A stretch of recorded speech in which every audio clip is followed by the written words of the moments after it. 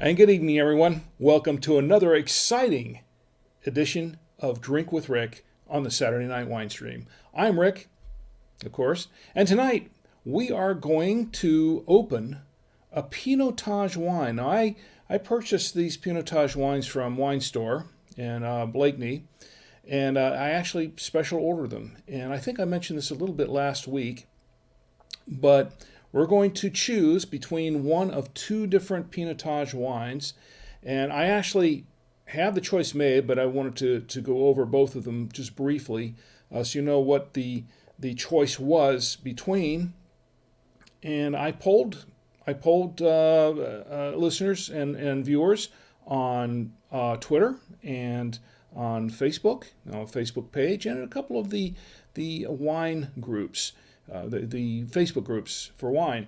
And I got some interesting responses from that. We're going to go over those in just a couple of minutes, but we do have a winner, and that's the one that I'm going to open tonight. Of course, if you're just joining me, you can watch the stream here live at drinkwithrick.com. You can watch it on Facebook, and I think we have someone on Facebook now already. Jonathan's joined us. Hi, Jonathan. It's great to see you. Stick around and tell me what you're drinking tonight. This should be really interesting. Jessica's joined us. Hi, Jessica. It's great to see you. And stick around once again and drink with me. Drink with us all. And even if you don't want to drink anything, it's okay. Just hang in the chat. Just tell me how you're doing, what's going on with you, and just join in the chat. We're going to have a lot of fun. Of course, you can join us on our Facebook page at Drink with Rick, and you can join us on our YouTube channel at Drink with Rick, and Twitter. You can actually watch us live on Twitter now at Drink with Rick. I think I've got all those issues ironed out with Periscope, and of course you can watch us on Periscope. You can also catch us on Twitch if you like to hang out on Twitch, if you like to watch videos on Twitch and get involved in the communities there. We're live on Twitch, so you can watch us there. And that would be, let me see who's in Twitch right now. That would be I think it's the Savoya Media page, but you can look up it's Savoya Media is where I'm streaming live on Twitch. And of course in YouTube, it's Drink with Rick. And you can, we're all over the place now. So join in. It's great to have you all here in the chat. Jonathan says, hey, Rick, 2014 Behringer Quantum. Okay. And she said, she's joining us in the chat, I should say, and my lovely wife, Chi. And I hope she sticks around. I know she's keeping an eye on me because she wants to make sure I end on time tonight. And I promised her that I would. So I'm going to do my best to do that. I'm going to do my very best. Well, you can catch us in all these places. You can also watch us at drinkwithrick.com live. Now, there's no chat at drinkwithrick.com right now, but you can chat with us in YouTube and Twitch and Twitter and Facebook, of course, and on Facebook page. I'll be watching those areas and checking in. So I'm going to do my best to keep on top of everyone in the chat and acknowledge everyone with us here tonight. So, getting to the wine, I'm going to show you what I have here, and if I can, here we go. I had a choice between two different Pinotage wines, and if you recall, a few weeks ago, it was last month, we had toasted International Pinotage Day, and I had never tried a Pinotage wine, and I said at the time, I'd like to try a Pinotage wine, and that's what I did. I went on a little search on the internet to find out what some of the wines were, and there were 4 or 5 of them that were highly rated. So I went to the local wine store and to winestore-online.com, and we have a local one in Blakeney, North Carolina, and asked if they could get a couple of these wines for me, and they looked them up and said, we can get a couple of these. We can get this one called MAN or MAN, and there's one called Petit. That's a Ken Forrester wine. And they were able to order. They had to order those in, a special order, but they were able to do it for me, very reasonably, I might add. So I had both of these sitting here, and then, of course, I was in a quandary. Which one do I open? I didn't want to open them both up and try them both because I'm just one person. If I'm just drinking these wines, I just did not know. I didn't know what to do with 2 bottles of wine. I was not going to drink 2 bottles of wine as much as some of you would like to see me watch or see me drink 2 bottles of wine. I'm not planning to do that, and I don't think that would be a good idea anyway. So I wanted to make a choice. So I wanted to make the choice, but I wanted you to make the choice. So I polled everyone to find out exactly which one I should open and try tonight. So these are the choices, and I on Twitter, 80% of the respondents on Twitter voted for the MAN or MAN Bosstok Pinotage, the 2017, and 20% for the Ken Forrester Petit. That was a 2018 wine. And on Facebook, in the Facebook groups and Facebook, we had a couple of votes for the Ken Forrester and none for the Bostock wine. But I let that really wasn't a tiebreaker because it looked like everyone else. I think in one of the wine groups anyway, they voted for both. And as a matter of fact, I'm going to read what if I can find it. Maybe here it is. Evelyn over there at Fine Wines Buzz, she asked me, she said, why not open both and compare? And then I explained to her, well, it's just me, and I didn't want to drink both bottles by myself, and I didn't want to waste the wine. And even though, I could store it away, it wouldn't keep too long once I opened it and the air got into it. So I just wanted to open one at a time. And then she said, well, get a vacuum pump set. That was her suggestion, get a vacuum pump set. And I thought, that's a very good idea. As a matter of fact, I actually have one. It's an old one, and the vacuum doesn't seal very well anymore because it's so old. But I may try that in the future. We've had suggestions in the past to open 2 or 3 bottles of wine and compare them all. Excuse me, and we might try that one of these days. But for tonight, I'm on a budget, so I can't just open 4 or 5 bottles of wine and then that blows my budget for the whole month for the wine stream, and then I don't have anything else to drink for the rest of the month. So rather than doing that, we're just going to open one. So the winner is the MAN or MAN wine, and this is the MAN wine, and I'm going to give you a little bit of information on it because I looked it up and it says some really interesting information. First of all, why MAN or MAN? And it looks like MAN, they've got dots separating the letters, so I assume it's MAN and not man. But apparently what this is, let's see, back on there we go. Apparently what this is the owners. There are 3 gentlemen that are the vintners, and according to their website, and I'm looking at their website right now, as a matter of fact, Jose Conde, Tyrell Myberg, and Philip Myberg, the 3 of them got together and wanted to start their winery. And what they decided to do was they decided to name this after, they would take the first letter from each of their wives' names.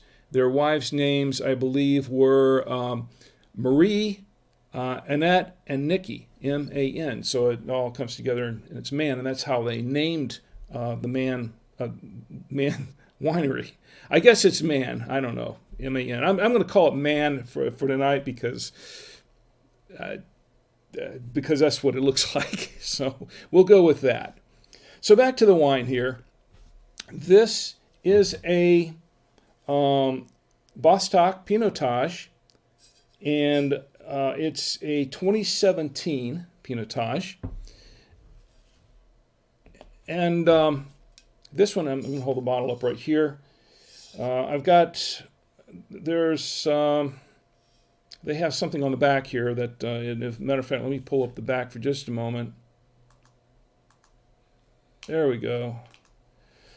It says, in case you can't read it too well, MAN Family Wines started in 2001 with 3 friends and their wives. To keep the peace, we named it for the wives, Marie, Annette, and Nikki. Our wines are made by a close-knit team. Some family, others have become family, all passionate about producing distinctive wines from this beautiful corner of Africa. And it's signed by the, I don't know if you can see it too well there on the image, on the screen, but it's signed by Jose Conde, Tyrell Myberg, and Philip Myberg. And Jose is married to Marie. Tyrell is married to Annette, and Philip is married to Nikki, according to this. So the Bosstok Pinotage 2017, Bosstok refers to the untrellised bush vine vineyards that make up more than half of the vineyards of our region. The Bosstok Pinotage vineyards grow close to the ground, producing lower yields of concentrated, flavorful grapes. And it's supposed to go with some sweet, spicy dishes and risotto, chicken pie. I've looked it up, and it looks like it's a very versatile wine. It's compatible with a lot of different kinds of foods, and we're going to try some out because tonight I have to try these out. I have some nice little platter that my lovely wife Chi made for me. I have some crackers, of course, clear the palate. I have a little bit of beef sausage. I think this is still the beer sausage. I'm not absolutely sure. It might be a beef summer sausage. I have some Colby. I think this is a Monterey Jack or Colby Jack here, and also I have so I have the pizza. The pizza's right there, and I also have some cheese, some smoked. What is this? Smoked cheddar from Pepperidge Farms, I believe, that we purchased. And in the middle, in the center, just in case you can't see it too well, in the very center is some lamb. My wife, Chi, she marinated and cooked up some lamb for me just to try on the wine stream tonight. A little sample of wine just for tonight. So we're going to try it out and see how it pairs well, because supposedly it's supposed to be able to pair well with a lot of different foods, including pastas and lamb. And they say it'll go pretty well with pizza, according to the vineyard. But we're going to find out. We're going to find out as we try it out. So let's go ahead and open pour it. In fact, before I do that, let me check back in with the chat. Gordon's joined us in the chat. It's great to see you, Gordon. I've been catching up with Gordon's. I watch some of Gordon's videos as well. He does a live stream also and a podcast. And Gordon is the resident in the podcast community, the resident law expert on media and podcasting. He's kind of one of the go-to guys that we all go to for advice on legal matters related to podcasting.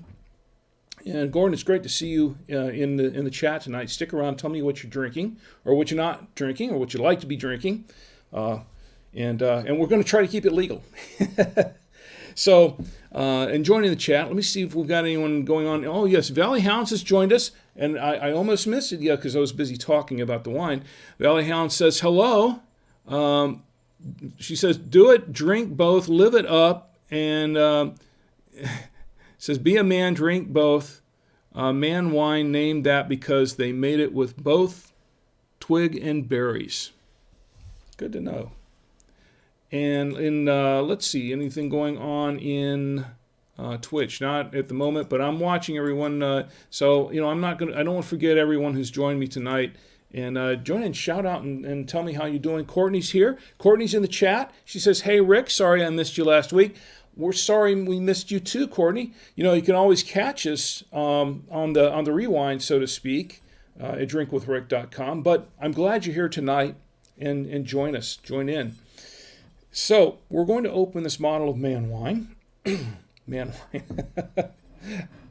And to do so, and of course this has a screw cap, so we don't really have to use my little contraption tonight to the corkscrew, mechanical corkscrew to open it with, but I am going to need my aerator, so I'm going to have that handy, and we're going to pour it into my Cooper's Hawk genuine crystal wine glass from the Cooper's Hawk Winery and Restaurant in Orlando, Florida, which I picked up at Podfest earlier this year. Which, by the way, I believe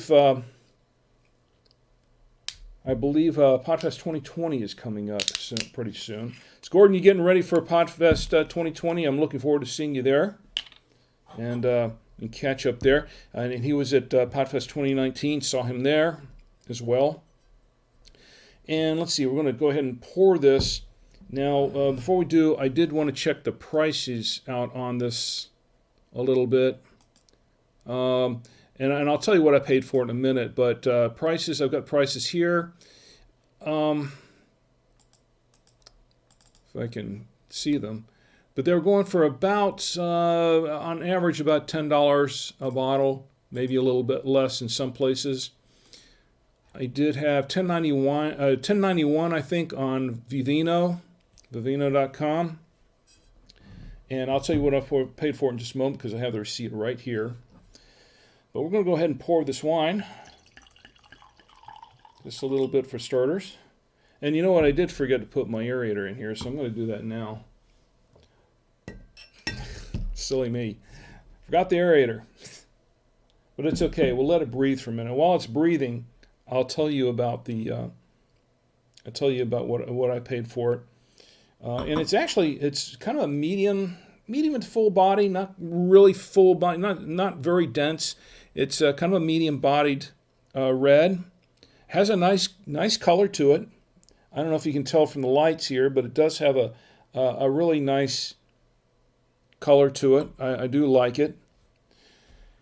And I can get the fragrance from it now, but before I get a whiff of it, let me tell you what I paid for it. I purchased this at winestore-online.com. I paid $8.99 for this bottle, $8.99. The Ken Forrester wine, by the way, was $11.99. That was about $12 a bottle. And I haven't really price checked that online yet, but this one I have price checked, and it goes anywhere from between $7.99 and about $11 to $12.99 a bottle. So that's about this kind of medium price I paid for it, especially for wine that had to be special ordered. And they were really, really cool about getting that in for me. They put a lot of work into it, and I do appreciate that, Trish and Molly over there. So let's go ahead and get a whiff of this wine. And it smells kind of like a little bit of raspberry. And again,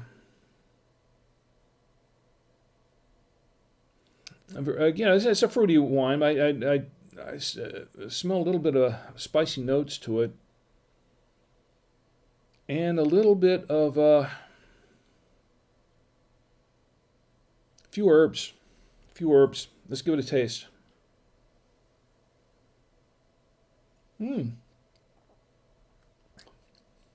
Also leathery, right on the nose. It was somewhat leather, a little bit of leather. I did smell that right away on the nose when I took the first sip, because I was the leather surprised me, I guess, a little bit. But because of that, I'm going to have to take another sip to really.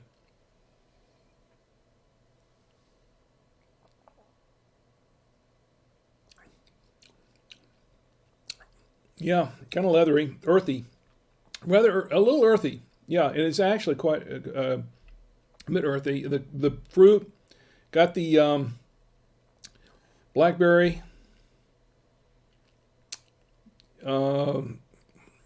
spicy, a few herbs, a little bit of, I want to say a little bit of, a little oak.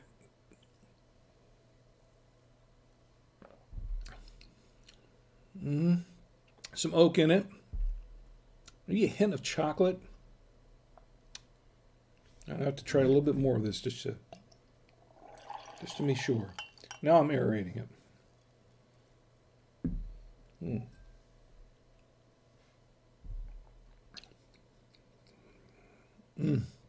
Yeah, quite earthy. But that's not bad. That's not bad. It is distinct. It has a distinct, yeah, the very earth tones to it. And this is a South African wine. Pinotage grapes are. Uh, South Africa has kind of embraced the Pinotage grape, so to speak, and I believe, it is a combination of a Pinot and a Sasson, and it's that blending of that grape. It's 100%. At least according to this, I believe it's 100% Pinotage. Yes, Pinotage 100%. The grape source is the coastal region, according to their. I have a copy of their notes here, their sheet, their one sheet, so their spec sheet, I should say. So it's 100% Pinotage in the grape, but what they do is the grape is a blend of I believe, of a Pinot and a Sasson grape. Anyway, the wine is very, it's refreshing. I'll have to say that this wine is rather refreshing. I like it. It's a refreshing wine, and I have never tried a Pinotage before. I've had Pinots and Pinot Noirs and Pinot Grigios and whatever, but a grape that's sort of a blend between two other grapes that is now its own grape is different. And it's rather refreshing. I like it. We're going to have to pair it with some foods here. We're definitely going to have to pair it with some foods. But before we do that, let me go back to the chats here and see what we have going on. And Courtney, yeah, all right, Courtney's here, Jonathan's here, Jessica, and who do we have? And Valley Hounds is still here. Valley Hounds says, happy 50th court. It's a running joke, Courtney. You're getting older by the week. Is that what it is? Okay, so let's see what we have going on in Twitch. Nothing going on in Twitch, so to speak, but we are live there. So, let's go ahead and try to pair this with some wine. To do that, I'm going to fill up this wine glass a little bit more. I know you would like to see me fill it all the way. I'm not going to do all that just right now, but I am going to. It needs a little more. Okay. All right, we're good now, right?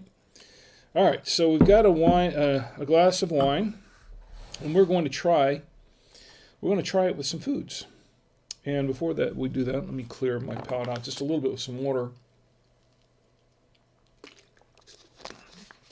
And Molly has joined us in the chat. Molly, it's great to see you too. I'm happy that you're here.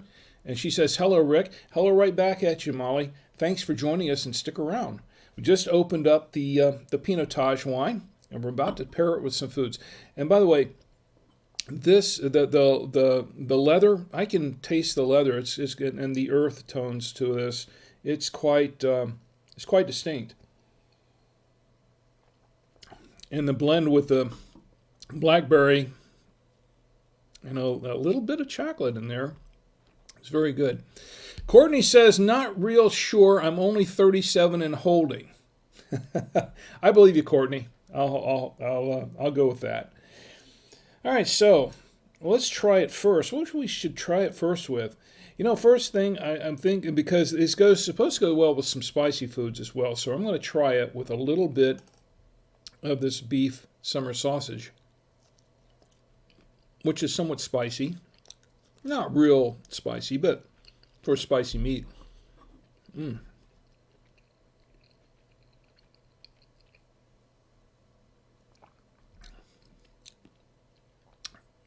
It complements it. It doesn't really, I couldn't say, it doesn't really enhance the flavor of it, but it complements it. I like that. It's okay. I like that. Now, once again, this wine is supposed to pair well with a lot of different foods, including a lot of meats, a lot of meaty foods, and I think this probably would go with a lot of grilled meats. And supposedly, that's what I mean for South African wine. That's really what it's designed to pair well with, or these spice or these meats, a lot of meats, game, things like that. I think that it is supposed to go well with lamb. Lamb was mentioned in there as a go-to meat for this. So that's why we have the lamb. We're going to try that in a moment. But it goes well with some spicy foods. And they say some, I want to say that someone mentioned that it would probably go well with, back to some of my notes here, probably go well with some, not Indian food, but I don't know if I'd put this with Indian food, so to speak, but it's kind of spicy foods that are a little bit spicier than I'm supposed to eat, that it's supposed to go well with that. And let's try it and it is supposed to go well with pizza. So that's why I have the pizza here. And I have a pizza here with some turkey pepperoni to make it a little spicier. We'll try it with the pizza. What wine does not go good with pizza? Well, that's some whites that don't, but that doesn't stop anyone from having a good white wine with pizza, right? That doesn't stop anybody from eating pizza. So,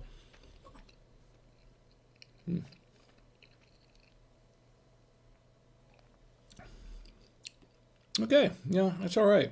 I like it. It actually brings out the cheese okay, but it actually really accents or accentuates the tomato sauce in here. I like that. I do like that. We'll try it. As a matter of fact, since we're moving over to the cheese, let's try it with some cheeses. I'm really anxious to try it with this smoked, whoops, almost dropped, with this smoked cheddar. Because I really like the smoked cheddar. I'm terrible. My mom said never talk with food in your mouth. Don't tell my mom.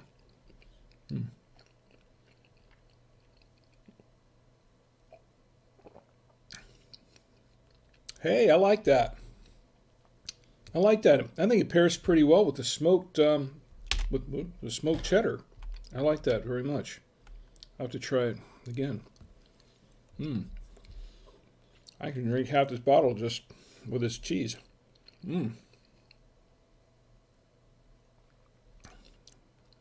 Yeah. Yeah, okay, I'll give a check for this smoked cheddar and this Pinotage. I also have some, I think, is this a Colby Jack? I think it is. We'll try it with that.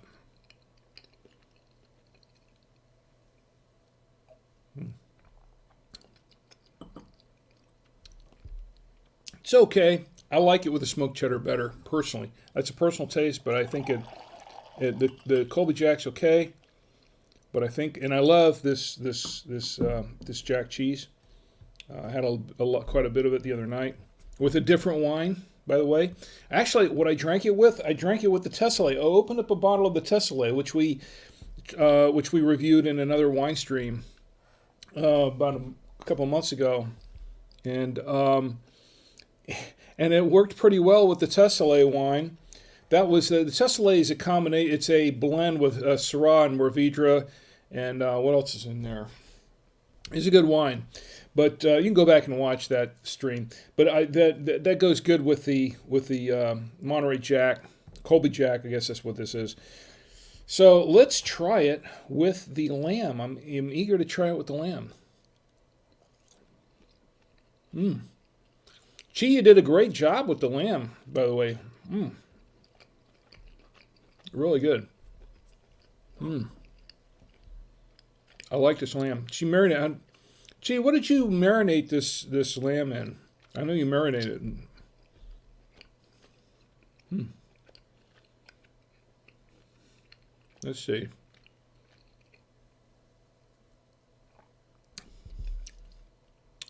Okay, and this is. I mean, she didn't grill it on the grill, but it's grilled. She did it pan grilled, but like pan broiled. But it's good. I like it. I'll have another piece.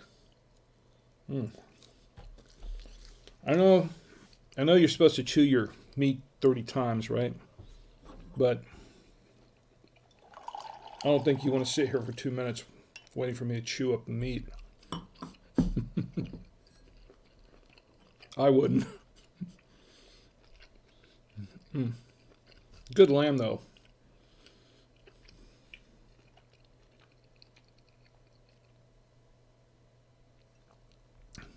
Yeah. Oh, yeah. I think this works very well with the lamb. In fact, I think this would pair. If this pairs with lamb, it would probably pair very well with any kind of grilled meat, steaks. I know some people like to grill pork chops and stuff. I'm not into pork, but burgers, things like that. I think it would work with just about any kind of grilled meat, so to speak, and even some gamier meats. I think it would probably be okay with. I'd be all right with it. Um, yeah, I think it's pretty good. So we're gonna have a little bit more of this, and I'm going to check in with the chat again as well. What we have here, Valley Hound says lie. It says no Gouda tonight. Seriously, Rick, need to add ASMR show. I'm thinking about that. I actually, you mentioned that last week on the stream. You mentioned that last week, and I thought about it, and I'm still thinking about it, and I think you might be onto something. You might be onto something. So I'm going to take that. I'm taking that under advisement. We'll see. I've got a few things going on right now, but once we get some of the holiday stuff going on, I'm going to look at that. Yeah, I am looking at that seriously. I appreciate the suggestion as well. I really do. Let's see what do we have here in.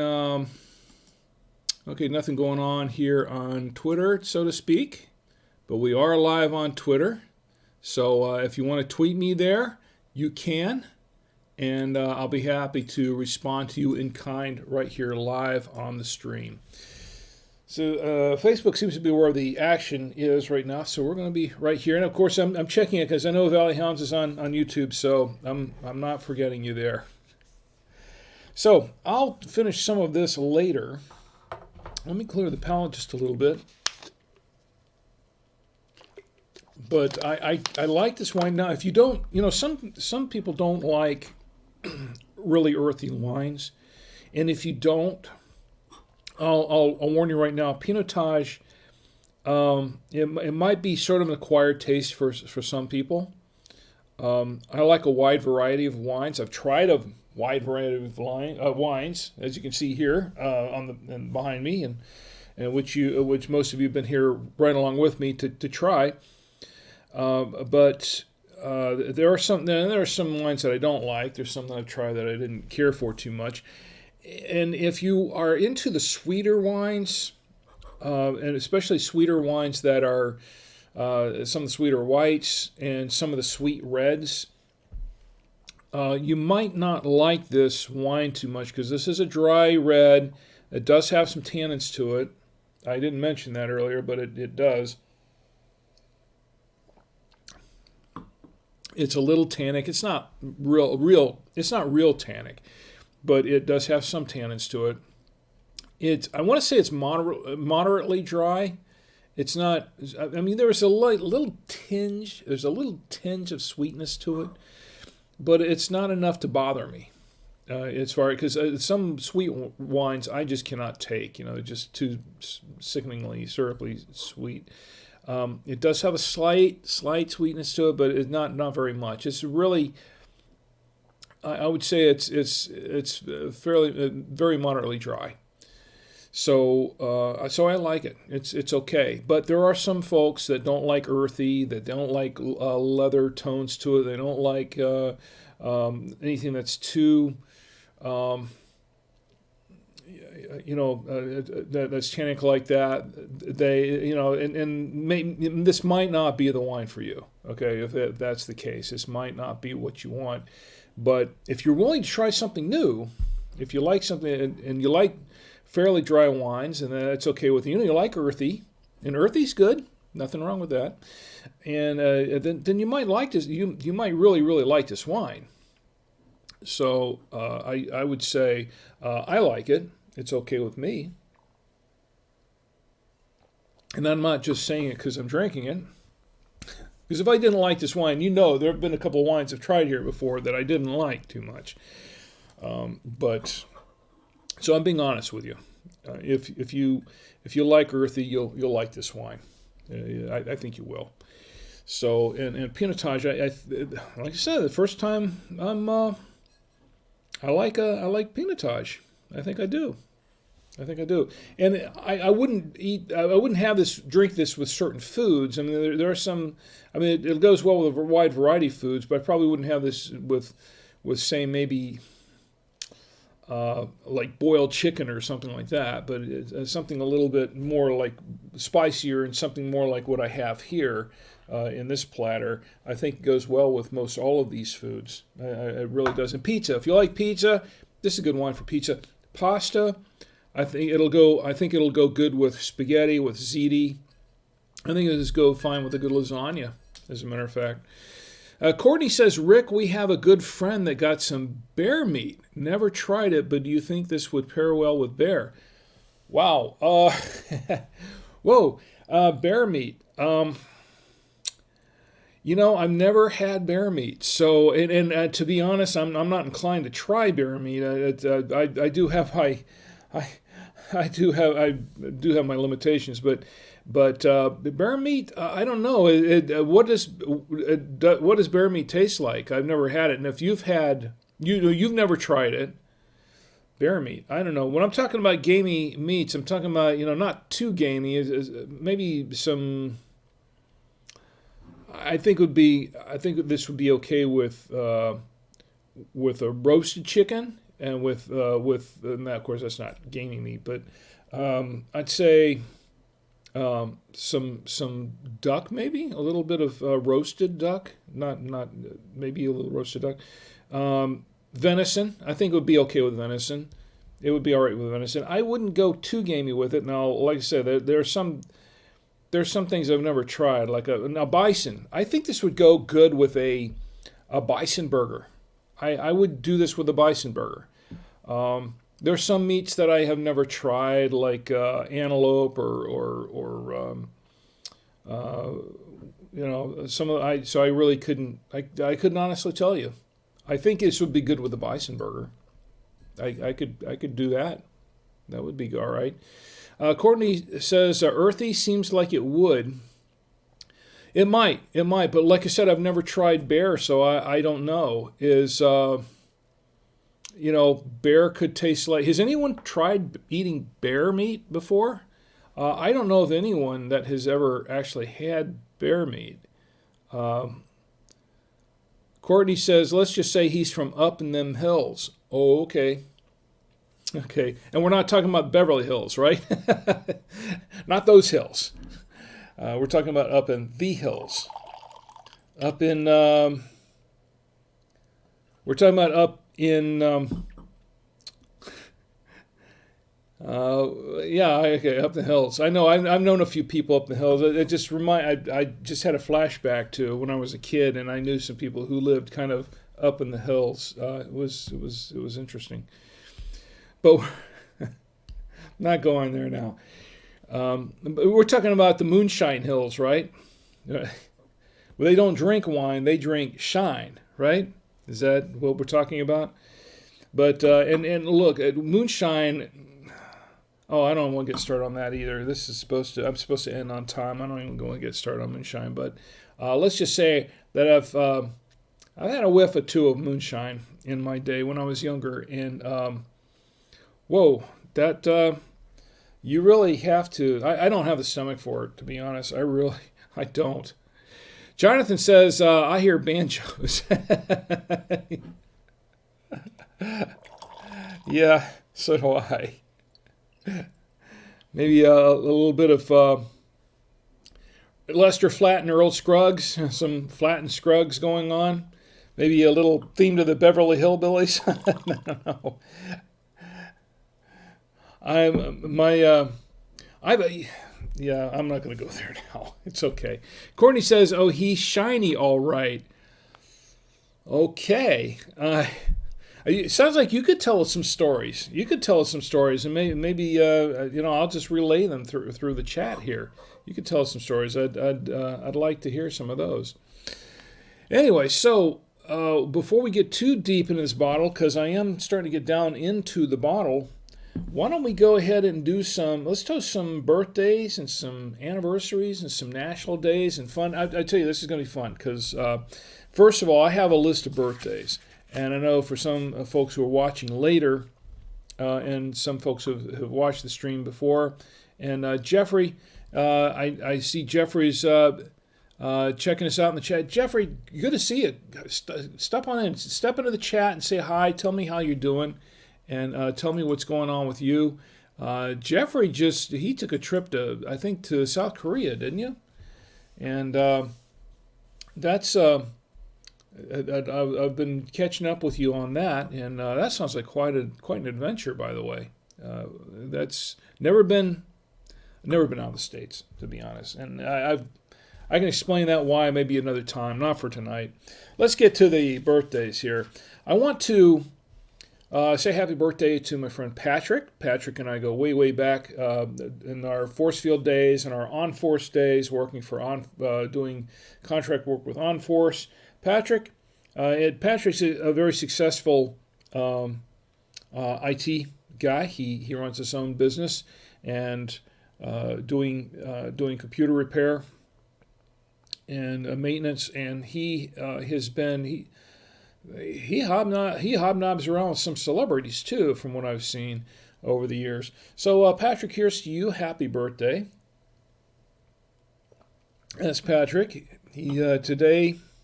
I don't know how old he is today, but today is his birthday. And my good friend Patty. Now, Patty was here last week. I don't see her in the chat this week, but she was here last week, and her birthday is coming up on Tuesday.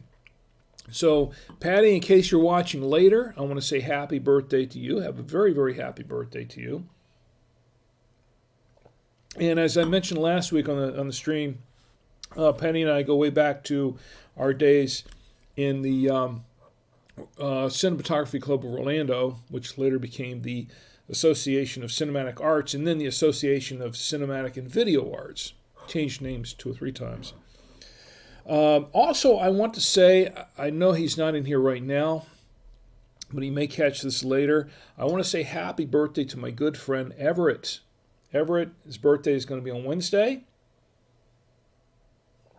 So I want to toast him now.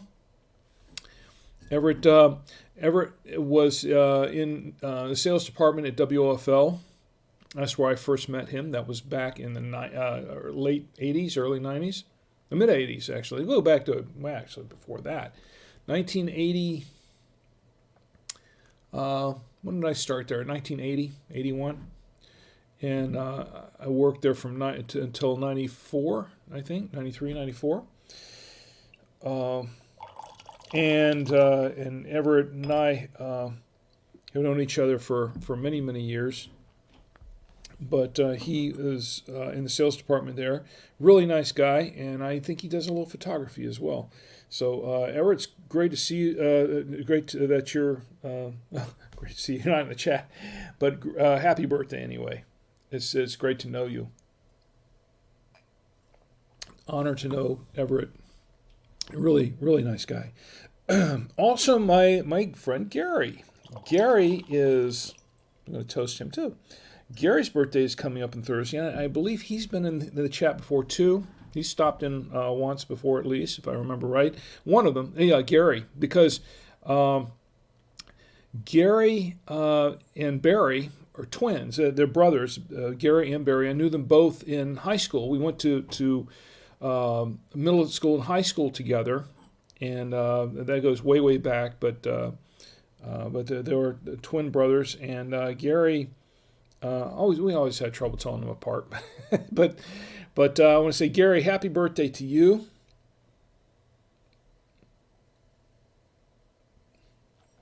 And also, who else? Let's see. My friend Cheryl is her birthday is Friday. So happy birthday to you too, Cheryl. Cheryl and I go way, way back also. Happy birthday, Cheryl. Cheryl is the sister of my good friend Jack Miller, who's been here many times and who had his birthday not too long ago. We go way, way back to our days at church. Courtney says, not that he's watching, but my son Webb turned the big 1-2 last week. The big 1-2. We're talking about 12 years old? 12 years old? Well, I'll tell you what, Courtney, let's toast your son Webb. Happy birthday to Webb. And then that was last week, but belated birthday, but happy birthday. And I hope he has many, many, many, many more. Lives to a ripe old age. Well, congratulations. Congratulations to Webb. That's great. Let me check. I haven't. I know. I promised I was going to keep up with YouTube, but I got caught up in toasting people. But Valley Hounds is over here going, no Gouda tonight. Okay, and no Gouda tonight. I could have. We could have done the Gouda, but we didn't do it this time. Valley Hound says, online viewer poll, fruit fly in your wine glass, drink it down, or gingerly remove and save for later. Okay, we'll go with the poll there. If you get a fruit fly in your wine glass, do you drink it down or do you remove it? I'd say I'd remove it. Actually, I'm the type of person where, I know wine is, I would say it's an antiseptic, but it can tolerate a few things, gnats and things. I've had wine in my glass with a gnat in it before, and I just took the gnat out and drank the wine. Fruit flies, I don't know. I'd have to say I'd take it out of the glass, and I might just. If it's a fruit fly, it depends on how much wine's in the glass. If it's fruit fly and there's about this much wine in the glass, I'd probably just toss the glass, not the glass, but the wine out, rinse it quick, and then refill it. That's what I would do, and that's just the way I am. I don't want bugs in my glass. I really don't. Let's see. Jargus joined us in the chat there and says, hey, what's up, people? How's the wine? And says, hey, my coworker not only just passed his CompTIA Security Plus certification today, he can do anything with a computer. And congratulations! I have to say congratulations to your coworker who because it's the type is really small on this screen. I'm in the process of switching this out, so forgive me if I can't read it very well. But Vojarga says my coworker Nolly, I guess it's Nolly, just passed his CompTIA Security Plus certification today. He can do anything with a computer. And I want to say congratulations because been there, done that pretty much. Okay, I take that back. I don't take that to toast. I was saying congratulations. The toast is good. But I take back what I said about my doing Security Plus. I didn't do Security Plus. I did CompTIA Plus, the A Plus certification.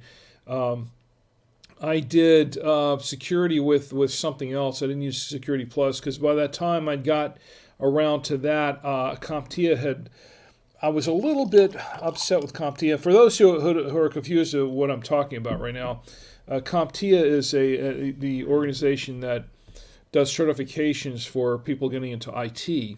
And the basic certification, the very basic certification is the A plus certification. So if you have a computer technician who is A plus certified, that means that they have pass their their A plus test through CompTIA that does the testing for that, to show that they're certified to be a computer repair person or computer technician.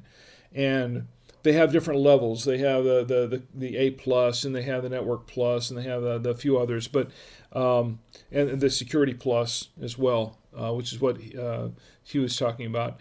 But the A plus, in the beginning, when I originally took the A plus, back when I was doing this with computers, it was supposed to be a lifetime thing. You were supposed to take it one time, and it was a lifelong thing. It was supposed to last forever, for the rest of your life. That you were certified for life if you took the A plus. Well, back around 2000, I want to say it was early 2000s. I don't remember exactly when. Maybe 2005, 2006 or so, somewhere. CompTIA changed the rules and said that, well, if you have to be the certification, we're going to change it so that if you're getting certified, you're only certified for a specific period of time, and then you have to get recertified.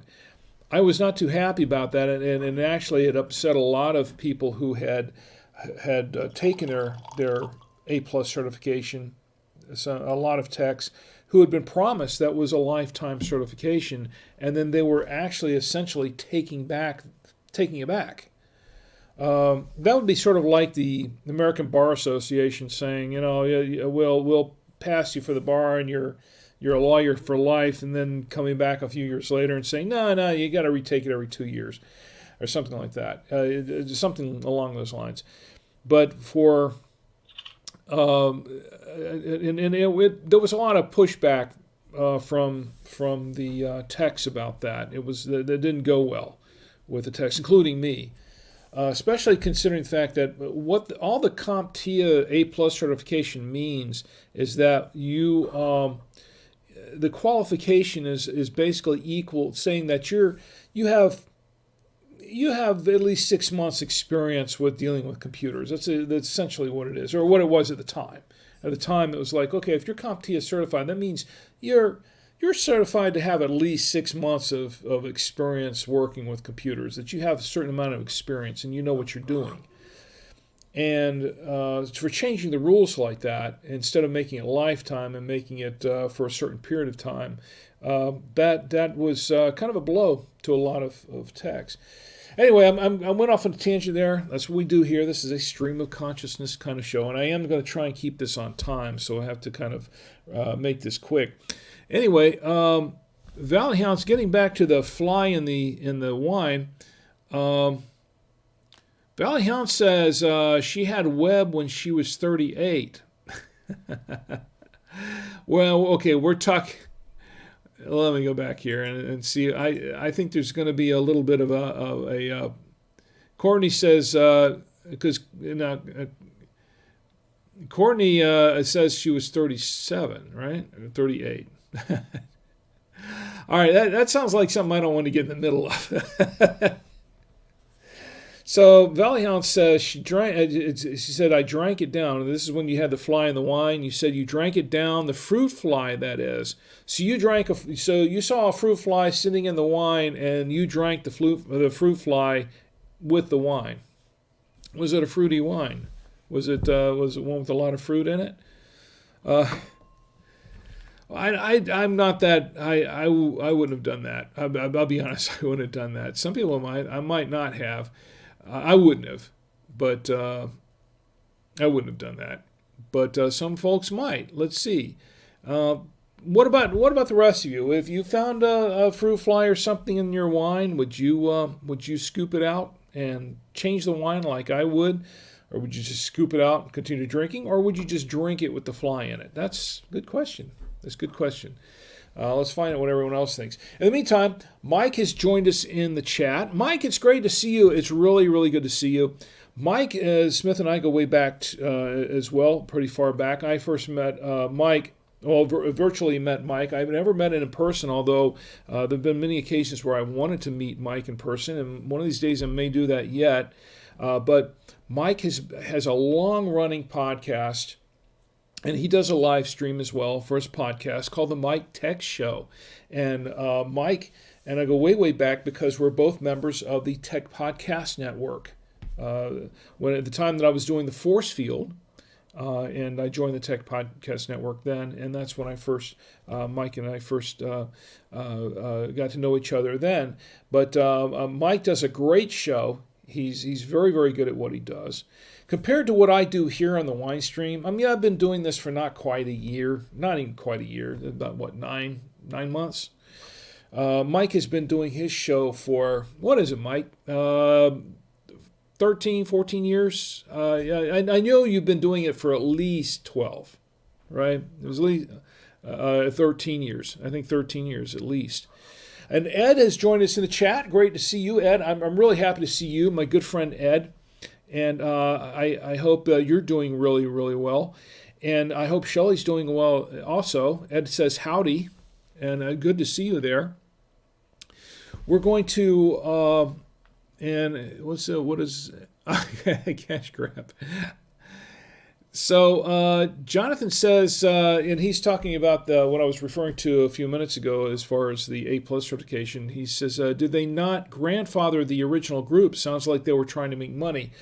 Yeah, it does sound like, and I think that's what Ed's referring to also, cash grab. Yeah, I think that's what a lot of us thought. A lot of us thought that. Now, I haven't really been involved with CompTIA for many, many years now. That was about the time I got away from them, and I got out of the CompTIA thing. I still have my A+ certification card somewhere. It's all disintegrated and everything, but I still have it somewhere. But I just didn't bother with CompTIA anymore after that, just because of that incident, that particular situation. And that was not too long after that. That's when I kind of got out of doing computers altogether, because I was just getting a little burned out on the whole thing, and there was just so much nonsense going on. I just said, I've had enough of that. I'm going to do something else. Ed says fly equals free protein. Yeah, I guess you could look at it that way. I'm sure. I don't know if that's the kind of protein that's really healthy for you, though. If that's a really healthy protein, I'm not a person that drinks bugs anyway. Valley Hound says I don't have cheese and crackers. So we're resorting to if you don't have cheese and crackers, I still don't know that fruit flies would be a good alternative to that, personally. So anyway, we got off on a really wild tangent here. I did want to mention that I think we got most of the birthdays out of the way, but I did want to mention that I have an anniversary coming up, and this is just an anniversary. This is just on the side. I have an anniversary coming. Actually, not coming up. It's already happened. It was on the 24th of October. I don't know what I was thinking. Must be the wine. So my anniversary is with the company I work for. Cricket Ventures, which is the parent company of buy2wayradios.com. And I've mentioned Buy2Way Radios a number of times, but as you know, that I am the product manager for Buy2Way Radios. And it was 9 years ago on October 24th that I first joined the company. So here's a happy anniversary of me. And it has special significance to me because as I mentioned before, I found that the company that I work for, if I might take just a moment to say, I know that some people hate their jobs, some people are kind of just sort of like about their jobs. I happen to love my job. It's a job that I think of all my life experiences. I'm utilizing all of my life experiences in training in other places, in other areas, whether it be video production or writing, blogging, TV production, voice work, podcasting, blogging, and everything else that's just kind of culminated into, and my retail experience working for my own company and working on other companies, that kind of culminated into this one experience here at the company I work for now, and I'm able to utilize all those things that I've learned over my life to do something that I really, really love to do. I really love my job. I look forward to going there every day. There isn't a morning that I wake up that I think, some people, they wake up in the morning and they say, oh man, I got to go to work today. Every morning I get up and it's like, what am I going to do when I get to work today? I'm already thinking, when I get up and I'm getting in the shower, I'm already thinking about what I'm going to be doing, what I'm going to be working on in the office, when I get to the office and I sit down. So when I get to the office and I sit down, I go right to it and I start doing stuff. And I'm doing that till the end of the day. And it's because I'm passionate about what I do.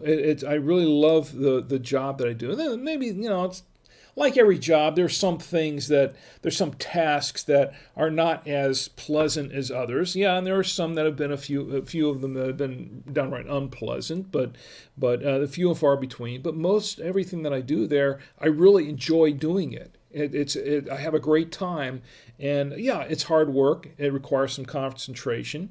It requires it requires thinking out of the box sometimes, but that's part of that's part of the experience. That's part of the excitement of the job that I do. So I'm in a good place right now, and I'm really thankful for the job that I have. First of all, I'm really thankful for it, and I work with a great bunch of people. I work for a great bunch of people, and it's just an awesome experience. And I want to say 9 years. I want to say. Not so much congratulations to me, but thank you to my coworkers and from my bosses and for the owners of the company to allowing me to have that experience, to experience that. Thank you. 9 years. So I went a little bit longer than I want to, but it's just a quick thing. I didn't mean to make that self-focused. But I am excited about my job. I do like my job very much.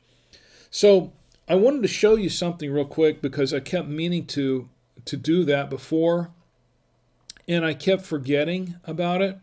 But my son Tommy's birthday was September 29th, and I mentioned to him that we gave him a nice gift. And of course, he's a podcaster and a YouTuber in his own right. And Tommy, for his birthday, we got him this. Well, what this is now if you see around behind me, and you can't see the rest of the studio here, but around behind me we have these these decorative panels here, which are also acoustic panels. These are acoustic panels that double as part of the set pieces.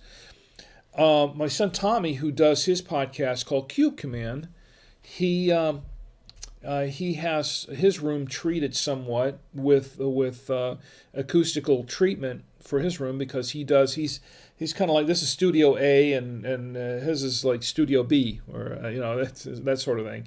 So he does a lot of his podcasting in there, except when we're doing our free stuff show together here. He's doing his Cube Command show in there with his friend Nick, who's his co-host, and Tommy, for his birthday, we wanted to do something really special, something that was just out of the box special. So I had been purchasing some of these acoustic panels from Acoustimac.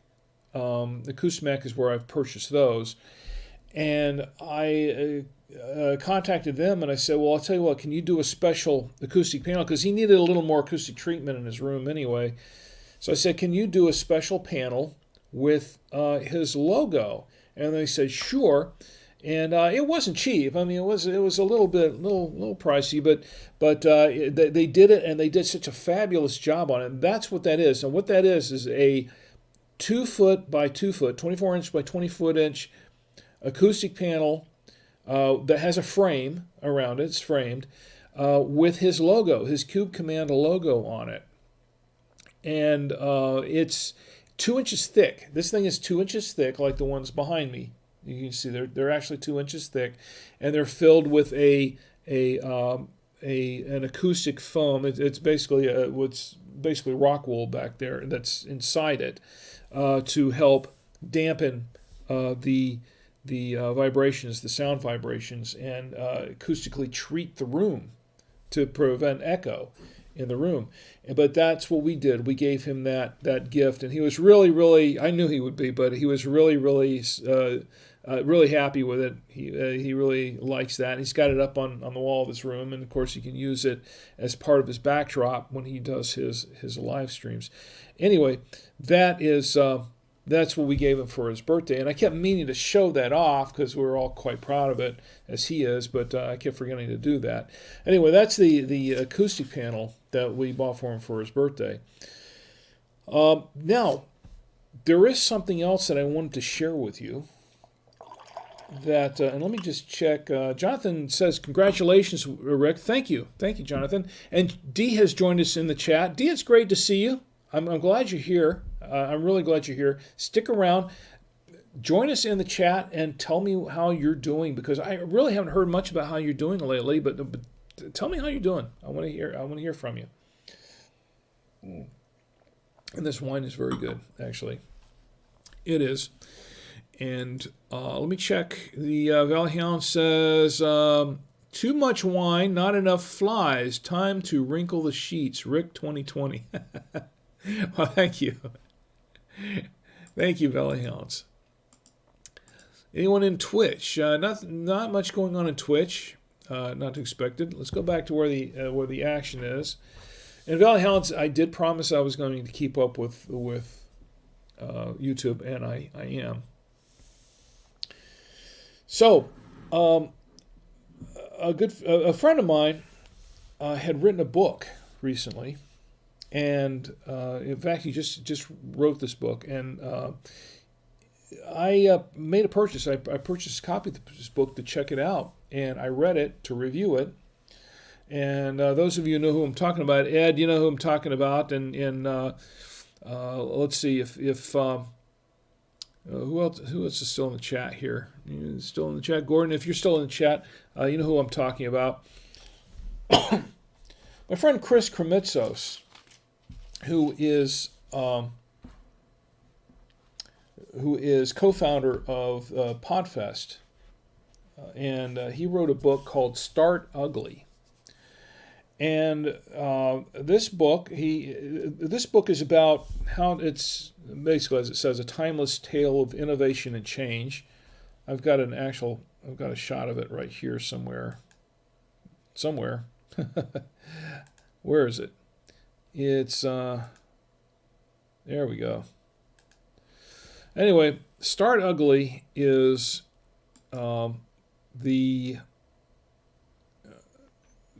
did I lose the stream here for a second? Hope not. Let's see. Hopefully I didn't. I guess we're still here. I think it was just on Facebook. If anybody lost the stream on Facebook, there we go. We're back up. Sorry about that, folks. Facebook, it does that, goes up and down. I can rely on YouTube, I can rely on Twitch and some of the other streams, but for some reason Facebook just goes up and down all the time. Anyway, Start Ugly, getting back to this book. This is a timeless tale about innovation and change. Now, what Start Ugly is about, it's about getting yourself motivated to just do it, to just start. And a lot of people, what they do is, I've been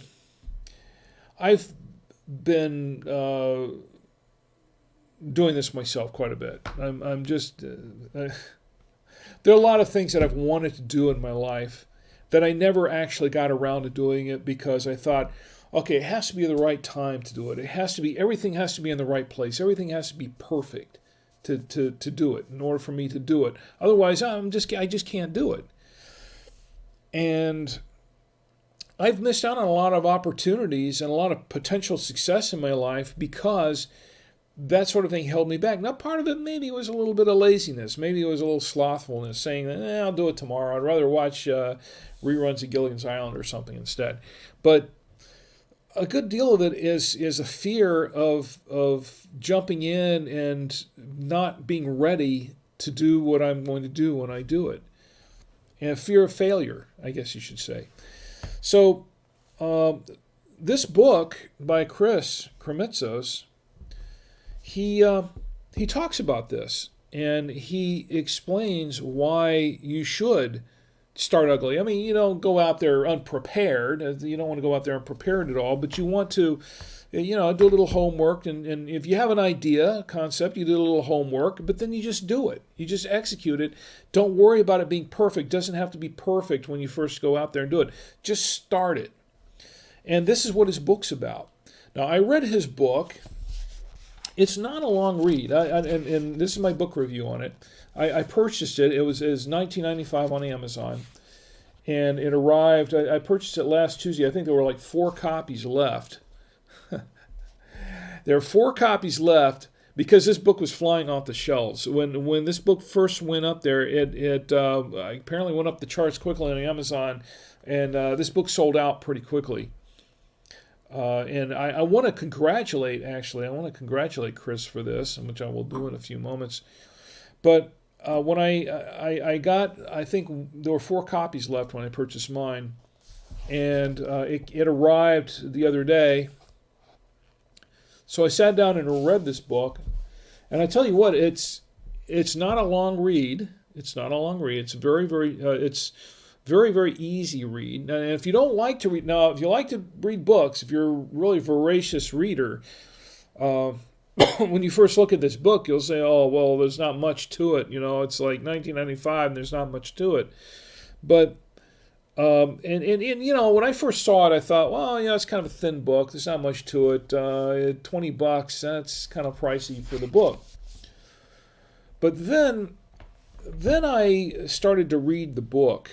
I got into the book and I read it, and it took me a few hours to read, and the reason is because I kept having these little interruptions. I started reading it before breakfast, and I thought, well, I can just read this thing and get done by breakfast. That didn't happen because I kept getting all these little interruptions. But I went back to the book later, and it was actually a fairly quick read when I was done. But the information in this book, it basically tells a story, and I'm not going to go into the story because I want you to check out this book. It was very thought-provoking.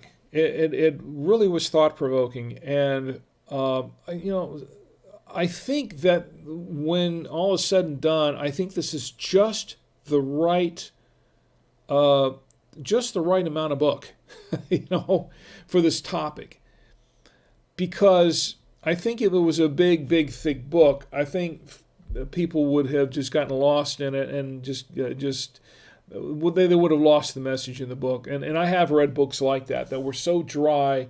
I can think of a few that I purchased that were interesting topics that were trying to drive home a point or two, but they would take about 300 pages to do it. And by the time I was done, I forgot what I originally bought the book for. So, that some of those books, it didn't really stick with me. This book, though, stuck with me. I read this book in just a couple hours, and I was really impressed with not just. It's a fairly well written book, but I was impressed with the fact that he got right to it. He got right to the point. He drove the point home several times, but the story that he tells really exemplifies what he's trying to say. It really does illustrate, not exemplifies, it illustrates what he's trying to say very, very well, so clearly that you can't read this book and not understand exactly what's going on, what he's trying to say, what the point is. And I want to say that it's just the right book for its size. Now, for $19.95 price, let's talk about that for a second. I have seen Start Ugly is actually a motivational book. It really is. This is a book about motivating yourself to not worry about waiting till it's the right time to do something or the right moment to do something or all the stars align perfectly to do something. It's about just doing it, just getting it out there, just starting it and then perfecting it along the way. Okay, I'm truncating the story, but everyone should read this book. I think everyone whether you're starting a business or you're starting a podcast, or you're starting a garden, whatever you're going to do, and you want to succeed at whatever you're doing, this is a really good little book to read. I think it's very motivational. But some people will say, yeah, but it's $20 for a little motivational book. I'm going to say this about that. I've worked in a lot of places where they have all these motivational posters. These quick little one or two, you know what I'm talking about, these little motivational posters, and they do parodies of them online all the time where you have these motivational things like little phrases and whatever to try to keep you motivated to do your job, that sort of thing. Very uplifting little things. And some of those posters cost $20, $30. I've seen some of those posters that cost more than that, $39, $40, and they're nothing more than motivational posters. And yeah, they say a picture says 1,000 words, but for $30, this book is a motivational book. But I think personally that if you read this book, you buy it and you read it, and then you just keep it on your coffee table or keep it next to your desk all the time, and you see the phrase "Start Ugly," that's a motivational poster right there. That's like a $40 motivational poster at half price. And plus, there's a whole story in there, which a motivational poster doesn't have. I think this is well worth the price, especially if you are someone who is prone to, to fears of failure, and who's prone to putting off starting something. If you have a dream or you have an idea for doing something and you're prone to putting it off just because of those fears and the hesitation of doing it because you're thinking that, I've got to have all the stars lined up perfectly, or else it's going to fall flat on its face, or it's not going to work out right, or it's going to look stupid, or people are going to hate it. This book is telling you, don't worry about that. Just go ahead and start. Start ugly, and then refine it along the way. That's the message of the book. I think everybody should buy this book and read it. I really do. And I like the book. It's a good story. It's basically, it's $20. I think it's worth it.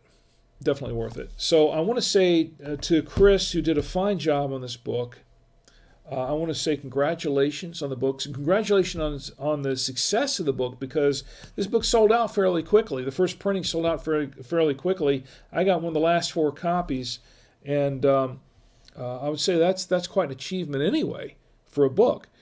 But I would say congratulations to Chris.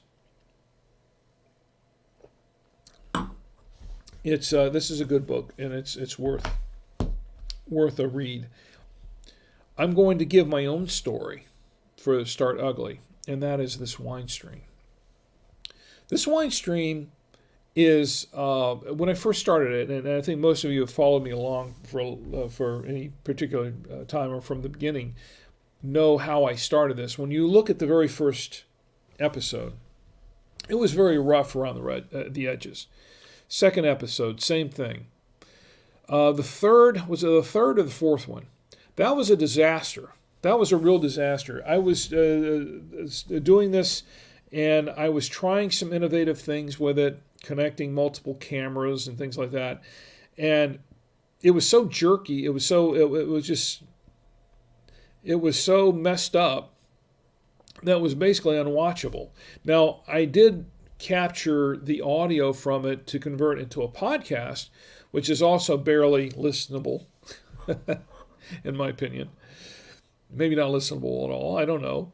But it was pretty much, it was a real disaster. And I was thinking to myself, after that wine stream finished, the video was done, and I went back and looked at it and just saw how hard it was. I was thinking, oh man, why am I even doing this? Why am I even doing? I like what I'm doing. I'm having fun doing it, and as I said before, I'm doing this for fun. And when it stops being fun, I'll stop doing it. Well, that really discouraged me when I saw that. It really discouraged me because I started ugly. I just did it. I didn't really have a lot of experience. I have 13 years experience in podcasting, but that was audio podcasts. I really hadn't done any live streaming. I did not have the equipment. I still really don't have the equipment that I need to do it the way I want to do it. But I thought to myself, well, I want to learn how to do this, and I was doing this for fun anyway. So, it doesn't have to be perfect. It doesn't have to be perfect. It wasn't. It definitely was not perfect. My presentation online, it's like, well, wait, I'm doing this live. I've never really done a fully live podcast before. They've all been scripted or semi-scripted. I've never done a live podcast before. And if you go back to look at the early ones, and of course, I'm still learning a lot of things. I still have a lot of things to learn.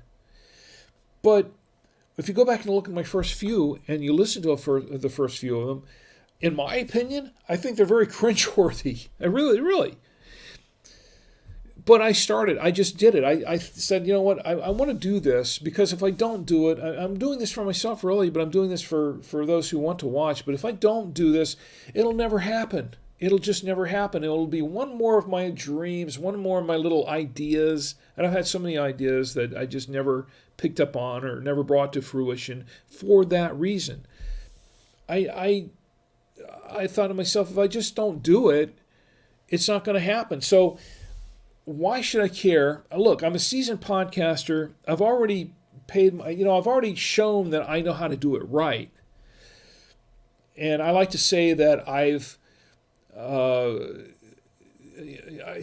there are no rules in podcasting, and I've broken every one of them. That's what my tagline is.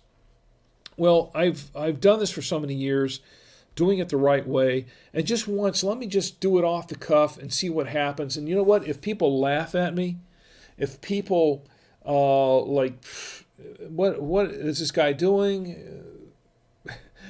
If it's just if they just throw it all out, or if they all, if I get a lot of haters on the YouTube channel and that sort of thing, I don't care. I'm just doing it for fun. It's just a fun thing to do. And taking that approach to it, it was easier for me to, as I would say, or as Chris would say, start ugly. And that's what I did. I started ugly. Well, when I started, there wasn't much to this backdrop either. I just set up the camera and started to go. Well, look at the backdrop now. Look at what I have now. Look at what's going on now. The production values have improved. 34 episodes. We're in the 34th episode of this wine stream. And here I am, and I've streamlined quite a few things. Now, yeah, of course, I'm on camera. I'm doing this live. So if I make any mistakes, as I often do,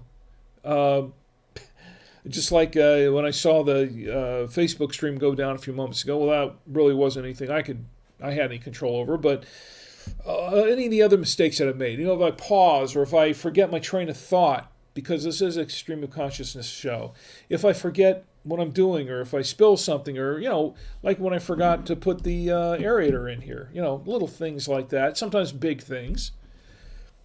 If I do that, it's all live, and I just have to go with it. The show must go on. I have to just keep going and not worry about it, and then just try to learn from those mistakes, those errors. But in the whole process of this, in the last 34 episodes, I've continued to try to refine and perfect what I'm doing. And that's what I'm doing now. I'm trying to refine the process, trying to perfect the process. I think as an orator, I don't know. I think as an orator, I've probably Yeah, I still do my ums and I've got my little idioms and things like that going. Yeah, I'm still working on that. Okay, I'm still working on that. But for the most part, yeah, I've got to watch my time too because we're coming up on the end of the time. I promised my wife that I would cut this short, so I'm going to have to do this. But the point is, the lesson here is that I didn't worry about it. I just started ugly. I just did it, and now I'm refining it as I go along. And this is true of, and this is what this book is talking about. It's true of everything else in life. Anything that you want to be successful at, you have to. You can't be afraid of failure. Because if you're too afraid of failure to start something, you're never going to start it at all. Now, you might fail. You might fall flat on your face. Look, I might fail at this wine stream. I might. Long-term goals, I was thinking, you know what? If I'm doing this, if I keep doing this for 1 or 2 years, I might pick up maybe I'm going to pick up some sponsors and maybe make some money off the show and all yada yada yada and all this kind of stuff. The dreams of a lot of different podcasters, and I may not. It may never ever happen. But the point is that I'm right here, right now, with you, and I'm doing this. I'm having a good time doing it. I'm not worrying about it too much. But I'm learning. I'm learning a lot of things. I've learned a lot of things since I've started this. I've learned a lot of things about streaming. I've learned a few things about orating. I've learned a lot of things about wine, and I continue to learn a lot of things about wine. And you know what?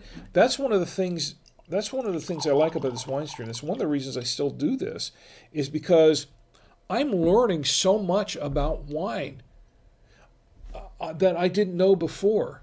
And look at this Pinotage wine. This is a new wine. This is something that I didn't know ever existed. These two grapes meshing into one. I never knew this existed before. But I'm doing this. I'm doing this I'm trying this for the first time, and I like it. And if I had never done this wine stream, if I had never started this, I don't think I would have ever tried this wine. I would not be drinking this wine. I probably would not have tried any of these wines. I would not have met these wonderful people from Wine Store. I wouldn't have the connections I have with so many friends, old and new, that have come in and visited me and continue to visit with me, and that I'm grateful for. I wouldn't have any of those things. And you know what? If this lasts a year, 2 years, 20 years, if I live that long, I don't know. Or if this ends tomorrow, you know, the fact is that I can look back on it and say, I did this. Whether it succeeded or not, I did it. I tried it. I did it. If I had sat around and watched some more reruns of old Perry Mason shows or something like that, instead of sitting in here doing this, I would have said, I never would have experienced any of this, and you wouldn't have experienced any of this, and none of this would have ever existed. So the fact is that if you're going to start doing something, if you have an idea or you have a vision for something, you got to, you do your little homework, do some planning. Don't just jump into it. And I even did a little planning for this. I did, such as it was. But you got to start. You got to start somewhere. You can't just wait till everything's perfect, because it's never going to be perfect. That's the whole point. This is never, and that's one thing that I learned from this book. It's never going to be perfect the first time out. You got to start. And then, especially if it's something you've never done before, something that's never been tried before, something brand new, it can't be perfect. You got to start and then perfect it as you go along. And then eventually, two things will happen. One, you'll perfect it. And second, you will be the innovator, especially if it's something new. You will be the innovator of it. There you go. And that's Starting Ugly. But look, I recommend this book. I don't have it up on my website yet, but you can. I'll later on, maybe tomorrow, I'll put up a link to it on Amazon where you can purchase it when it becomes available again. But my good friend Chris Krimitsos, I want to once again congratulate him again for this book. It's very good. It's motivated me to do a couple of things beginning tomorrow that I have been putting off We'll see where that goes. Might not go anywhere. We'll see. Anyway, we're coming up on the end of the stream, and as I promised that we would, I would end this on time, and it's 11:30 now, so we're going to end it now. Anyway, I just want to tell everyone that I really appreciate your being here. I want to thank everyone. Wow, if I can go up the line, Jonathan, Jessica, Chi, Gordon, it's great to see you. Courtney, Molly, John. Let's see, I mentioned Jonathan already. Let's see, Mike's great to see you. Ed. And Ed, I'm looking forward to palling around with you at Podfest 2020 as well. If we don't talk to each other before then. Dee has joined us tonight, and I want to say thank you for joining us, Dee. Appreciate your being here. Matt as well. Matt, you snuck in here, didn't you? I just snuck in here. But it's great to see you, Matt. Thanks for joining us. And by the way, this is a fine wine. This MAN wine, this is a Pinotage. It's not something that they sell normally at a wine store, but I did special order it from them, and they can do that for you too. They can look and special order certain wines for you. They did for me, and I really appreciate that. Charles has joined us in the chat also. It's good to see you, Charles. Thanks for stopping in, and really, I want to thank you for being here. I do appreciate having you. I do appreciate everyone here. And also, yes, I have not forgotten Valley Hounds. I know you're here. And also, Vojarga. Thank you for joining me on the chat tonight, Vojarga. And thank you for contributing as well. You didn't tell me what you were drinking or if you were drinking anything. But if you're drinking something, let me know what you're drinking or what you like to be drinking or like to see me drink. I'm open for suggestions. Next week, I'm not really sure what we're going to do. We maybe we'll open the other one that we didn't open tonight, the Petit. That's another Pinotage wine. I'm liking these Pinotage wines, so I might just do that. Excuse me. If it's anything like this MAN wine, it should be pretty decent. Anyway, tonight we're drinking the MAN. Or MAN Bosstok Pinotage. This is a South African wine. It's from South Africa, and it is 100% Pinotage grape, which is a combination of a Pinot and a Saison grape. And it's actually pretty good. It goes pretty well with the. I liked it with the lamb. It goes well with the lamb. It goes well with the. It goes good with pizza. It'll work with pizza. It'll work with a lot of different foods. I think this is a very versatile wine. I liked it with the smoked cheddar. That was the Pepperidge Farm cheddar, I believe. And it went okay with the beef summer sausage. And it was all right with the what do I have here? This was Monterey Jack, or the Jack cheese. Or I don't know if that's Monterey Jack or a blend of a Jack and a Colby. I think it's Colby Jack. But I liked it better with the smoked cheese. I think I think it goes good with lamb. We had it with the lamb. It goes really, really good with the lamb. I think it would go good with a lot of different meats, including grilled meats. I don't know if it would go well with bear, to be honest with you. I've never had bear. No plan to try it, but I tell you what, Courtney, if you plan on never having bear, try it and tell me how it goes. Tell me what it's about. Anyway, Jonathan says, no haters, love your honesty. Thank you, Jonathan. I really, really do appreciate that. And here's you, Jonathan. Anyway, thanks for joining me tonight on the wine stream. We're going to close it up now, and we'll do something next week. Oh, I almost forgot one thing. Yeah, I know. Chi is going to be a minute or two over. My wife, Chi, made these peanuts. She roasts her own peanuts. This is one thing I did not try. I've been meaning to try it. I've had this on the last two wine streams. I brought this up here, and I kept forgetting about doing this. But my wife, she roasts these. Let me get a shot of this. She roasts her own peanuts. Eat your heart out, planners. But she roasts her own peanuts, and she has her own recipe. And her recipe does involve roasting the garlic with the peanuts. She has these garlic pieces with the peanuts. And these peanuts are to die for, basically. The neighborhood, everyone in the neighborhood loves these things, and they're always asking her to make them. In fact, when Mark and Kathy Miller, I mentioned them before, they do their house concerts, she'll often bring some over to them for all of their guests. But these things are great, and I'll tell you what about peanuts. These go great with beer, especially a good craft beer. I've had these with beer. I've had these with the craft beers before, and they are really, really great with the beer. I've also drunk a lot of wine with these peanuts, believe it or not. And I know peanuts are not the sort of thing where you think, oh yeah, they go great with wine, they pair with wine, but I love these peanuts. And yeah, I eat the garlic too. I eat the roasted garlic. And they actually go very well with the wine.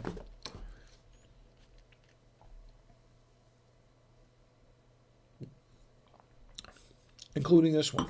It's okay with it. Oh, yeah. Well, actually, it does go pretty well with this wine.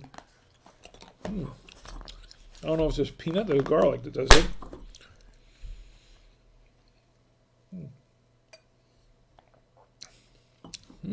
Yeah, not bad. I have to do a few more of those. Yeah, I know, this is a late show snack here. Tasting. Anyway, I wanted to show that off because I love my wife's peanuts. She does a fabulous job making her own roasted peanuts with her own recipe. And I think she roasts them in olive oil too, which is really, really different.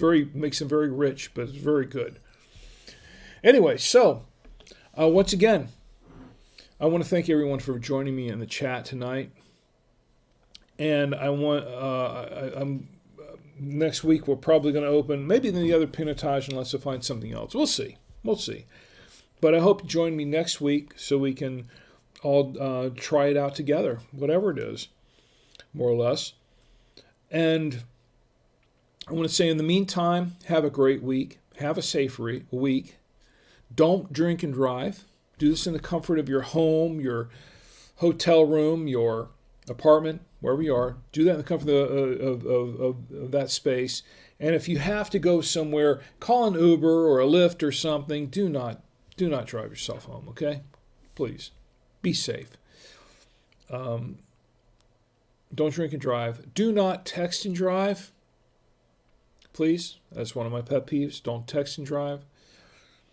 Because I want to see all my friends come back here next week and join me on the Saturday Night Wine Stream.